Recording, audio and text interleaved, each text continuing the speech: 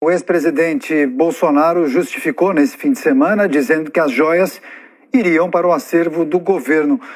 Que avaliação é possível fazer? Foi um erro de procedimento da equipe do Planalto ou você vê tentativa de cometimento de alguma ilegalidade? Acho que certamente a segunda opção, né, Daniel? Tentativa de cometimento de algum crime. E o ministro Flávio Dino, da Justiça e Segurança Pública, que, aliás, pediu para que a PF abrisse uma investigação para elucidar esse caso, comentou nesse fim de semana. Ele disse que pode se tratar de peculato, descaminho ou lavagem de dinheiro. Imagine a seguinte situação.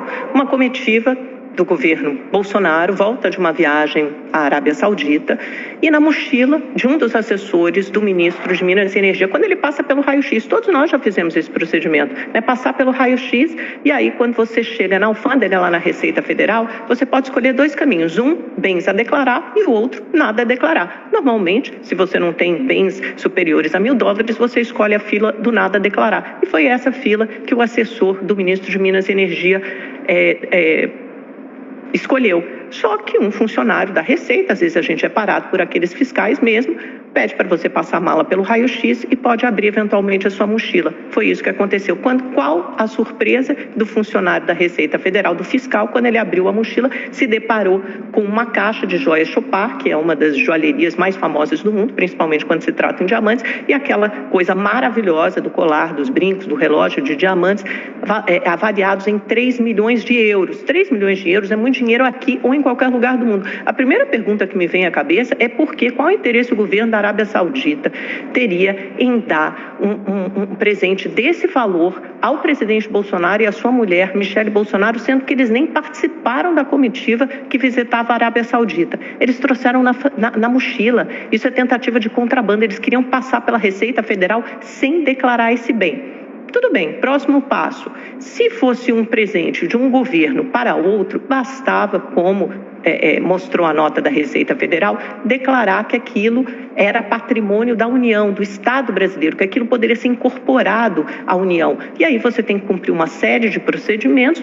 e, sem dificuldade nenhuma, aquele bem fará parte do Estado sem o pagamento de impostos. Agora, se você quiser ficar com aquilo para você, você tem que pagar. Tem que pagar 50% de imposto de importação, mais uma multa de 25% por não ter declarado o bem. E isso somaria mais de 12 milhões de reais. Quem tem esse dinheiro para pagar um imposto de mais de 12 milhões de reais?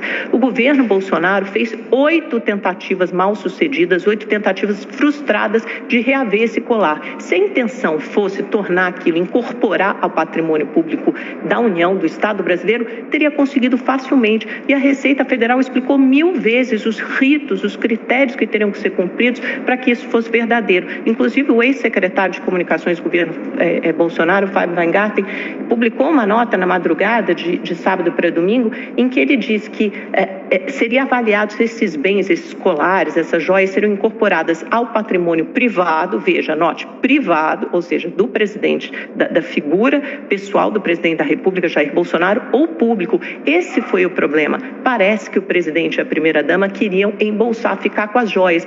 E tanto é verdade que no apagar das luzes, no dia 29 de dezembro, o coronel Mauro Cid, um homem da extrema confiança, ajudante de ordens do presidente da República, mandou um subordinado ser um sargento de avião da FAB, direto para Guarulhos, para o escritório da Receita Federal, para a alfândega, tentar reaver pessoalmente as joias, alegando que nenhum presente, nenhum bem do governo anterior poderia ficar para o próximo governo, ou seja, Bolsonaro ou Lula. Eles fizeram uma última tentativa, ficou me lembrando daquela novela Vale Tudo, lembra que o personagem do Reginaldo Faria viajava no avião e dava uma banana no último capítulo da novela Vale Tudo? É antiga, mas eu sou dessa época ainda, acho que vocês lembram. Parecia isso, quer dizer, ele ia pegar um avião para Orlando, na Flórida, nos Estados Unidos, o Bolsonaro com uma caixa com joias com 16 milhões de reais.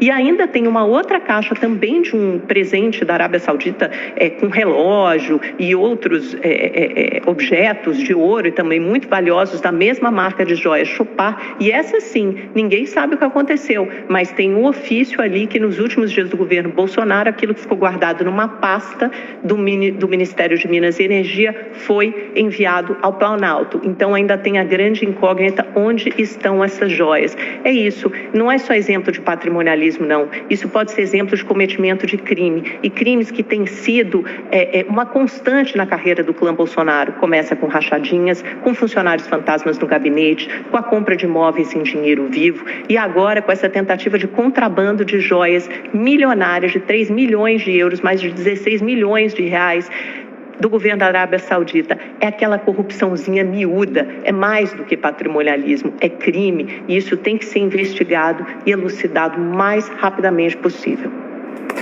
Uai, seu app de vídeos curtos.